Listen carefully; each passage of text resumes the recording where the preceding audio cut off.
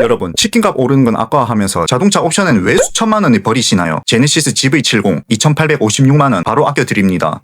참고로 저는 회사원이고요. BMW 3 시리즈 6년차 오너고요. 흔히 말하는 첨단 주행 보조 옵션조차 없는 기본형을 타고 있습니다. 그런 옵션 없이도 6년 동안 아무 문제 없이 오히려 아주 즐겁게 차를 타온 오너 입장에서 불필요한 거품 싹 다 쳐내고 진짜 뼈와 살이 되는 알짜배기만 담아 완성한 제네시스 GV70 최종 가격 5,773만 원. 어떻게 옵션이 구성되는지 함께 보시죠. 가장 먼저 고민하시는 엔진 선택, 저는 무조건 2.5 터보를 추천드립니다. 차량의 전체적인 주행 밸런스를 놓고 봤을 때 2.5 터보 엔진이 현재 GV70 차체의 크기와 하체 세팅에 가장 완벽한 궁합을 보여주기 때문입니다. 객관적인 수치로 한번 보실까요? 2.5 터보 모델의 공차 중량은 1,865kg인 반면에 3.5 터보는 1,950kg입니다. 엔진 하나 바꿨을 뿐인데 차량 앞부분의 무게만 거의 100kg 가깝게 무거워집니다. 자동차 앞머리에 이 정도의 육중한 무게가 더해지면 코너를 진입을 할 때 운전자가 조향하는 대로 민첩하게 머리를 돌리는 능력, 즉 회두성이 둔해질 수밖에 없습니다. GV80처럼 차체 크기가 아예 대형이라면 6기통 엔진을 고려해 볼만 하지만 GV70에 6기통을 얻는 것은 쉽게 말해 상체 운동만 열심히 한 보디빌더의 몸과 같습니다. 밸런스가 무너지기 때문에 이 세그먼트에서 특유의 병쾌하고 산뜻한 맛이 많이 희석돼 버리는 것이죠. 더 결정적인 이유는 유지 비용이 있습니다. 앞머리가 무거워진 만큼 앞 타이어와 브레이크 패드 같은 소모품의 마모도가 가속화되어 정비 비용 부담이 커지게 됩니다. 연비는 더 사악하죠. 출퇴근 시간 도심 정체 구간에서 3.5 터보의 실연비는 리터당 3에서 4km까지 떨어지는 걸 봤습니다. 매일 타는 데일리카로서는 상당히 부담스럽습니다. 사실 2.5 터보도 연비가 좋지 않은데 3.5 터보는 진짜 사악하죠. 참고로 제가 탄 3 시리즈는 184마력밖에 안 됩니다. 200마력도 안 돼요. 그런데 고속도로 흐름을 리드하고 추월 가속하는 데는 크게 무리가 없습니다. 하물며 GV70 2.5 터보는 제원상 이미 300마력을 상회하고 동력 손실을 감안한 실제 휠 마력도 250마력대를 보여줍니다. 대한민국 공도에서 차고 넘치는 성능이죠. 물론 3.5 터보가 단돈 550만원 추가로 수입 브랜드 대비 저렴하게 6기통의 감성과 프리빗 전자제어 서스펜션을 넣어준다는 장점이 있습니다. 하지만 일상주행을 하는 대다수의 운전자에게는 매년 내는 세금, 보험료, 유지비, 그리고 병쾌한 밸런스까지 고려했을 때 2.5 터보가 훨씬 현명한 선택이기 때문에 추천드립니다. 나중에 프리빗 전자제어 서스펜션에 대해서 추가로 계속 말해볼게요. 두 번째, 구동 방식 선택입니다. 순수 후륜구동으로 갈 것인가, 300만원을 보태서 4륜구동을 넣을 것인가, 저는 단호하게 안 넣습니다. 자동차 커뮤니티에서는 빗길, 눈길, 안전을 위해 4륜은 무조건 필수라고 말하지만 엔지니어링 측면에서 단점을 간과한 부분이 있습니다. 기본 후륜구동 모델은 엔진의 힘이 변속기를 거쳐 비록 곱게 뻗어나가는 아주 간결하고 완벽한 대칭 구조를 가지는 반면 여기에 4륜구동 시스템이 더해지면 하부 레이아웃이 좀 복잡하게 변하죠. 뒤로 가던 동력을 옆으로 빼서 다시 앞으로 보내기 위해 트랜스퍼 케이스, 다판 클러치, 앞바퀴용 구동축들이 덕지덕지 붙습니다. 4륜구동이 되면 하부에서 함께 돌아가야 하는 쇠파이프와 기어들이 훨씬 많아지죠. 물리적으로 회전하는 물체의 질량이 늘어나면 즉 회전 관성 모멘트가 커집니다. 그래서 엔진이 이 무거운 구동계 부품을 돌려야 하니 당연히 부하가 걸리겠죠. 결과적으로 차가 가속하거나 멈출 때 항상 반박자 무겁고 답답하게 반응하는 하나의 원인이 될 수 있습니다. 동력이 복잡한 기어들을 거쳐가며 사라지는 이른바 구동 손실 때문에 연비가 나빠지고 후륜 특유의 매끄럽고 가벼운 주행 질감 대신 투박하고 묵직한 저항감이 스티어링 휠로 고스란히 전달되는 거죠. 사실 대한민국 도로는 세계 최고 수준으로 포장이 잘 되어 있고 제설 시스템도 완벽합니다. 대다수 운전자의 주행 환경은 1년 365일 중 99%가 마른 아스팔트 위라는 거 아시나요? 겨울철 미끄러짐이 걱정되신다면 300만원짜리 4륜 옵션을 넣는 대신 겨울에 100만원짜리 윈터 타이어 한 세트를 구비하는 게 훨씬 안전합니다. 4륜 구동을 넣어도 사계절 타이어면 얼어붙은 노면에서 미끄러지는 건 똑같습니다. 4륜 구동 추가할 돈으로 300만원을 빼서 미국 S&P 500 주식에 묻어두시고 차는 후륜 구동 본연의 가장 순수하고 부드러운 주행 감성을 누려보세요. 다음으로 스포츠 패키지와 최상위 그래파이트 패키지 선택 부분인데요. 클릭 한 번에 차값이 280만원에서 많게는 900만원까지 올라갑니다. 화면 속 차량은 검은색 모노블럭, 포피 브레이크를 차고 전용 범퍼를 두르며 아주 스포티한 모습을 하고 있죠. 결론부터 말씀드리면 저는 이 두 가지 패키지 모두 추가할 필요가 전혀 없다고 생각합니다. 제네시스라는 브랜드가 가진 본질 그리고 일상 주행의 관점에서 그 이유를 한번 짚어보겠습니다. 이 패키지들의 가장 두드러진 특징은 단연 외형의 변화입니다. 그런데 우리가 제네시스라는 브랜드를 바라볼 때 느끼는 진정한 멋은 과연 어디서 올까요? 바로 특유의 중후함과 엘레강스한 우아함이죠. 느낌이죠. 절제된 크롬 라인과 단정한 범퍼가 주는 신사적인 느낌이 제네시스 디자인의 핵심이죠. 하지만 스포츠나 그래파이트 패키지를 선택하면 범퍼와 그릴이 과격해지고 창문 테두리를 온통 까맣게 칠해버립니다. 물론 스포티해지는 건 맞지만 이는 제네시스가 가진 고유의 철학과 다소 어긋나는 세팅이라고 저는 생각합니다. 뭐랄까요, 마치 단정한 대기업 사원이 뜬금없이 과도하게 화려한 삐끼 복장을 하고 출근하는 듯한 어색함이 느껴진다고 해야 할까요? 브랜드가 가진 본연의 중후한 품격을 지우고 굳이 수백만 원을 들여 어울리지 않는 옷을 입을 이유는 전혀 없다고 생각합니다. 기본형의 단정함이 훨씬 더 제네시스답고 고급스럽다고 저는 봐지네요. 성능 측면에서도 한번 볼까요? 그래파이트 패키지를 넣으면 ELSD, 즉 전자식 차동 제한 장치와 전륜 포피 브레이크가 들어갑니다. 물론 이 기능들이 차량의 한계 퍼포먼스나 서킷에서의 코너링, 탈출, 가속, 제동에는 분명히 도움을 줄 겁니다. 하지만 앞서 말씀드렸듯이 저는 주행 보조 장치조차 없는 깡통 3 시리즈를 6년째 타고 있습니다. 일상적인 도심 출퇴근과 고속도로 주행에서 규정 속도를 준수하고 철저하게 방어 운전을 하며 여유로운 차간 거리를 확보한다면 이런 기능들은 1년 내내 단 한 번도 작동할 일이 없는 다소 과한 옵션이라고 저는 생각이 들고요. 일상에서는 이 장치들이 없어도 주행 안정성에 아무런 지장이 없습니다. 자, 마지막으로 많은 분들이 환상을 가지는 프리뷰 전자제어 서스펜션입니다. 전방 카메라로 노면 상황을 미리 감지해서 댐퍼의 감쇄력을 조절해주니 승차감이 극적으로 좋아질 거라 기대하시는 거죠. 기술적으로 훌륭한 기능이 맞지만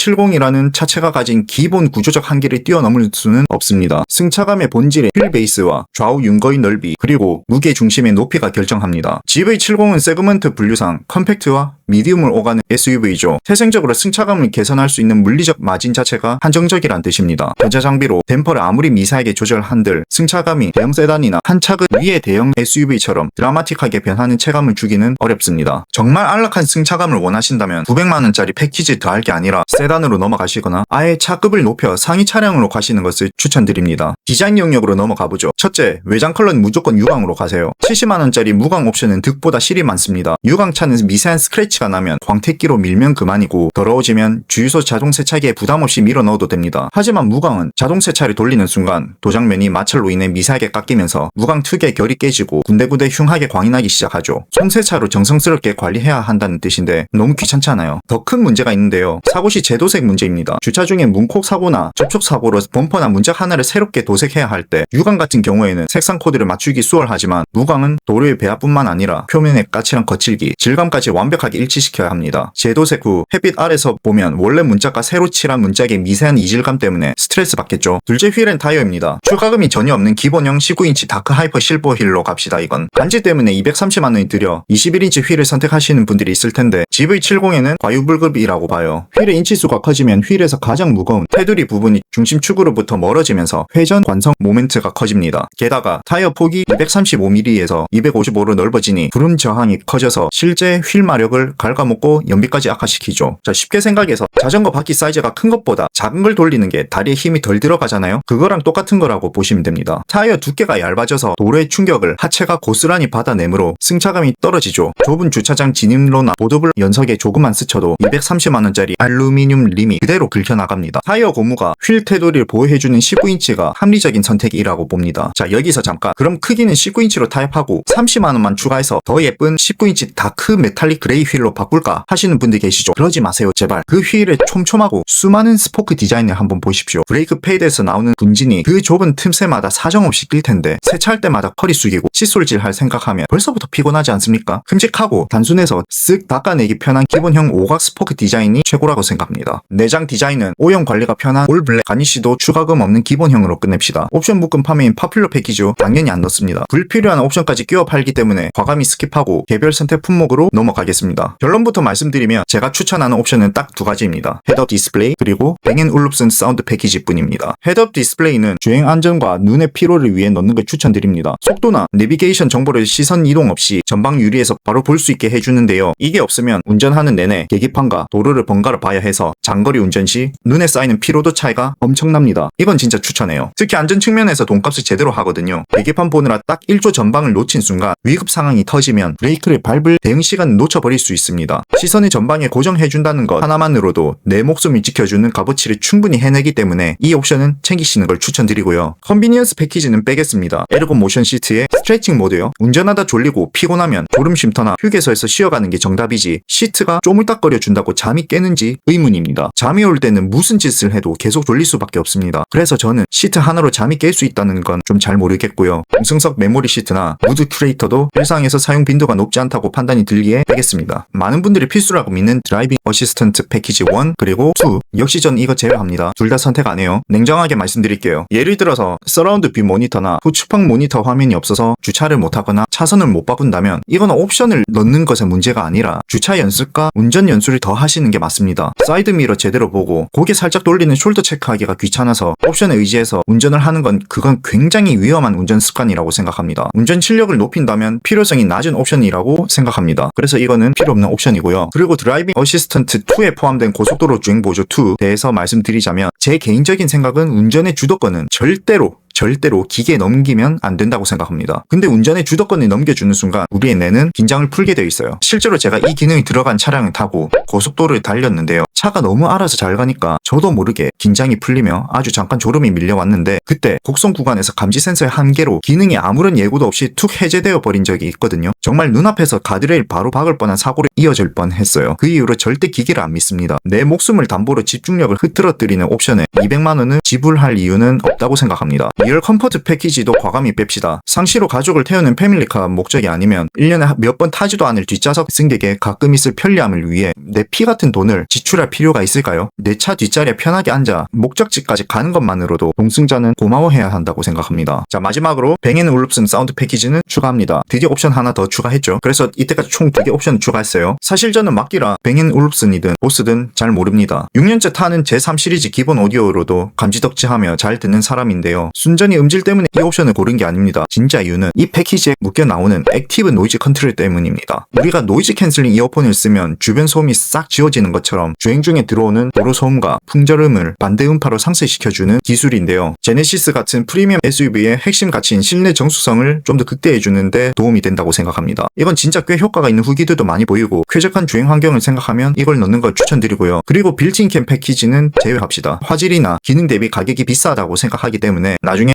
2-30만원대 싸지 블랙박스를 다는 게 성능적으로나 가성비로나 훨씬 이득이라고 생각합니다. 자, 거품을 다 걷어내고 완성한 제네시스 GV70의 최종 가격은 5,773만원입니다. 완벽한 주행 밸런스와 합리적인 유지비 그리고 꼭 필요한 핵심 옵션만 남긴 채 5천만원 후반대로 옵션 견적을 끊어봤는데요. 나에게 정말 필요한 본질이 무엇인지 냉정하게 판단하는 것이야말로 가장 멋지고 현명한 오너의 자세라고 생각합니다. 자동차의 본질에 투자하는 구매가 됐으면 하는 바람에서 이 영상을 제작했으며 진짜 차를 아는 상위 1%의 똑똑한 소비자들은 GV70 딱 이 견적으로만 탑니다. 도움이 되셨다면 구독과 좋아요 부탁드립니다. 긴 영상 봐주셔서 감사합니다.